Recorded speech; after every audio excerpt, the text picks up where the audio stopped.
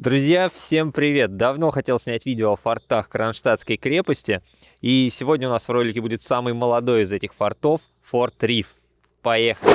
На самой западной оконечности острова Котлин находится Форт Риф. Вошедший в строй в 1912 году, он является самым молодым из фортов Кронштадтской крепости. Для того, чтобы в него попасть, нужно доехать до форта Шанц, оставить машину на парковке, и дальше нужно пройти пешком около 2 километров. Территория форта ограждена забором. На данный момент в форте создается музей.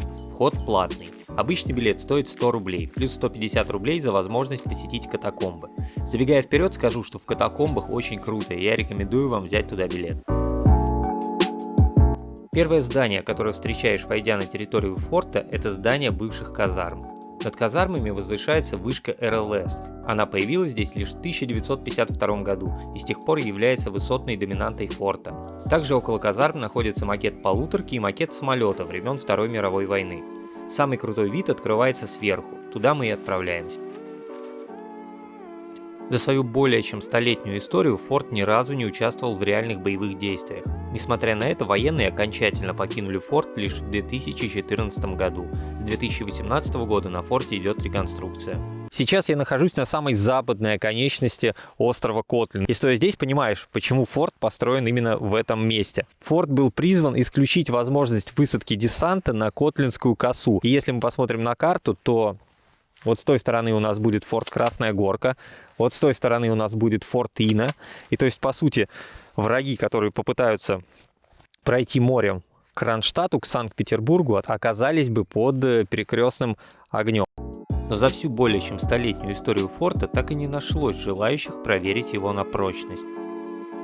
Ну и чем прежде всего был интересен Форт Риф, это тем, что на нем были установлены подъемные броневые башни. И вот здесь остался как раз пример такой башни. Сейчас сложно поверить, но вот это та самая подъемная башня. Это уже в более поздние периоды ее немножко подняли, сделали здесь такие смотровые окна, и она превратилась в какое-то подобие наблюдательного пункта. Но раньше внутри этой башни стояло орудие, она поднималась, производила выстрел, опускалась, оружие перезаряжалось, снова башня поднималась, снова производила выстрел. И если присмотреться, то здесь даже еще можно увидеть резиновое уплотнение.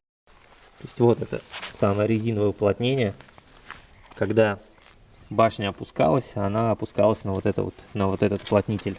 С правой стороны есть несколько интересных объектов, один из которых это сохранившийся дальномерный павильон.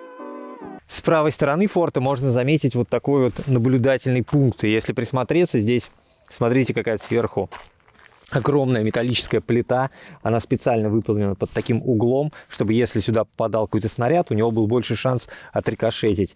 И внутри здесь сидели уже солдаты, офицеры и давали целеуказания береговым орудиям.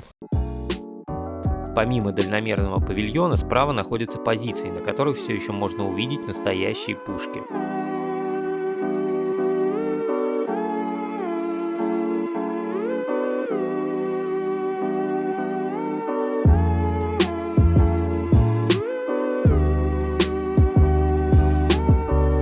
Большинство орудий на форте отсутствует, но тем не менее можно найти позиции, на которых они еще есть.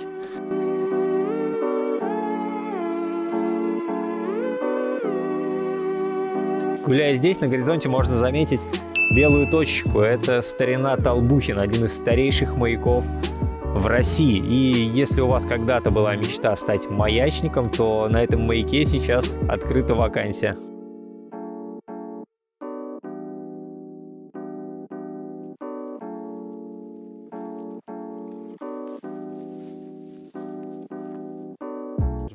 Какой-то дот.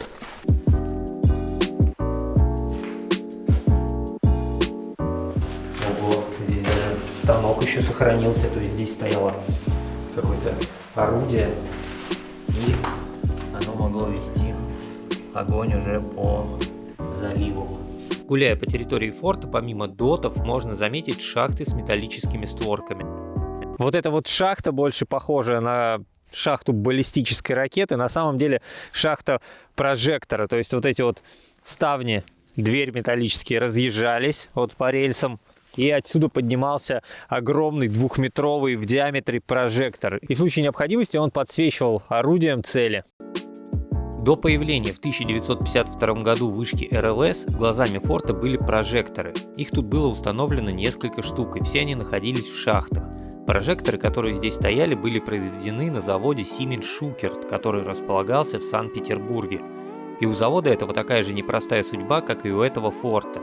После революции 1917 года завод был национализирован и переименован.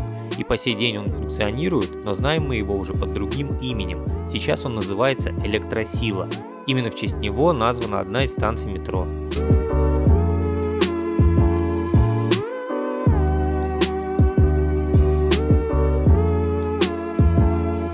В каждом таком углублении когда-то стояла пушка. То есть вы можете представить, какого размера было орудие, если вот под него позиция таких размеров.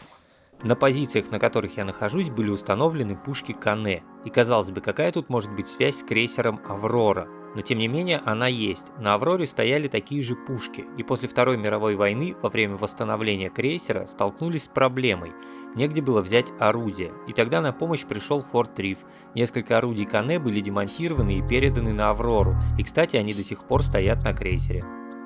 Помните дальномерный павильон? У него была крыша из таких толстых листов металла. Вот увидел, здесь такие же листы валяются, и у него вся внутренняя часть посечена какими-то пулями, снарядами, не знаю, ну вряд ли это пуля, потому что отверстия довольно-таки глубокие, но тем не менее ни один снаряд или пуля не пробил этот лист. Броня не пробита. Осмотрев все наверху, отправляемся в казематы. Большую их часть составляют подземные галереи. На стенах можно посмотреть на редкие исторические фото форта.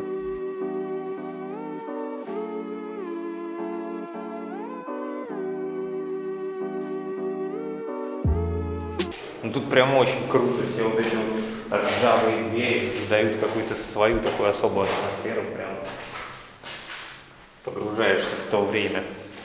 Классно. Сейчас я, наверное, в самой крутой, на мой взгляд, комнате форта. Это единственная сохранившаяся шахта. Именно здесь стояла одна из броневых вышек и поднималась наверх. Это круто. То есть все вот эти зеленые стены. Когда попадаешь в это помещение, ощущение такое, будто ты в какой-то затопленный храм Атлантиды попал, а не в форт. Эта комната, наверное, самая атмосферная и самая популярная здешняя локация.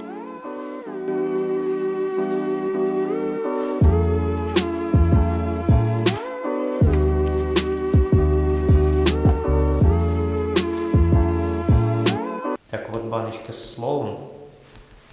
Вот оттуда мы вышли из зеленой комнаты. Смотрите, поднимаемся здесь, сюда. И здесь будет такая комната с кучей каких-то штуковин. И вот за вот эту я сейчас и спрячу аж кодовое слово. То есть вон оно стоит. На всякий случай напомню, что тот из вас, кто первее всех найдет и отправит мне спрятанное кодовое слово, получит от меня классную футболку с символикой канала. Все ссылочки будут в описании к ролику. Здесь прямо огромная какая-то галерея, и вот по левую сторону куча комнат.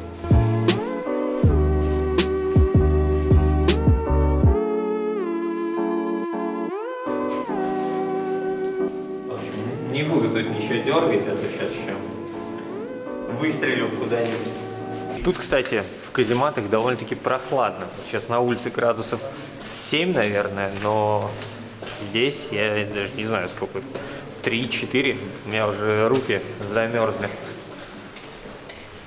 Но, на мой взгляд, стоит взять сюда экскурсию. Здесь реально очень круто.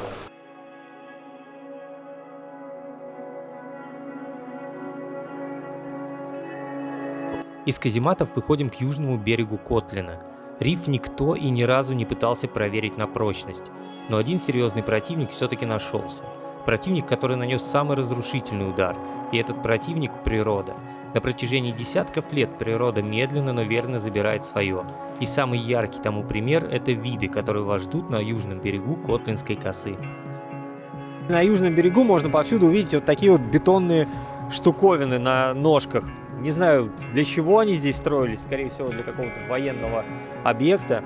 Но предполагаю, что в тот момент, когда они строились, уровень земли здесь был, уровень грунта был гораздо выше, где-то доходил вот до сюда. А все, что мы видим сейчас, это уже под воздействием Финского залива. Грунт вымывался, и вот получились такие забавные бетонные табуреточки.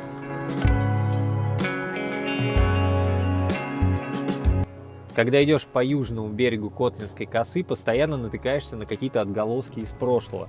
Металлические конструкции, наполовину закопанные в песок, какие-то металлические баки, полуразрушенные бетонные здания, основания бетонные. Тут просто какой-то другой мир, реально как будто в постапокалипсис попал.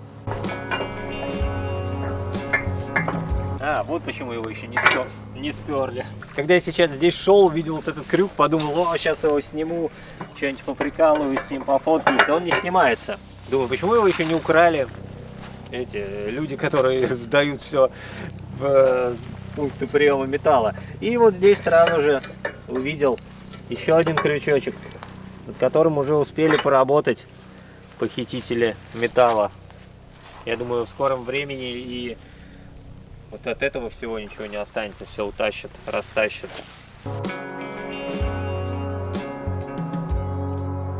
Так, мы уже, в принципе, форт Риф сам посмотрели.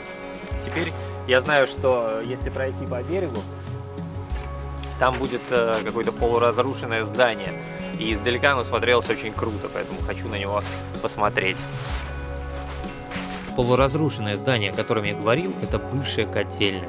Финский залив безжалостен, и под его натиском здание уже наполовину разрушилось. Осмотрев котельную, нужно пройти вдоль забора и выйти к КПП. На этом сегодняшняя прогулка заканчивается. Форт Риф очень интересное место, в котором каждый найдет что-то для себя. Здесь есть крепость, подземелья и отличные виды. Новые впечатления вам гарантированы. Если вы еще не подписаны на канал, буду рад вашей подписке. Впереди нас ждет еще больше классных, необычных мест. Увидимся в следующих роликах.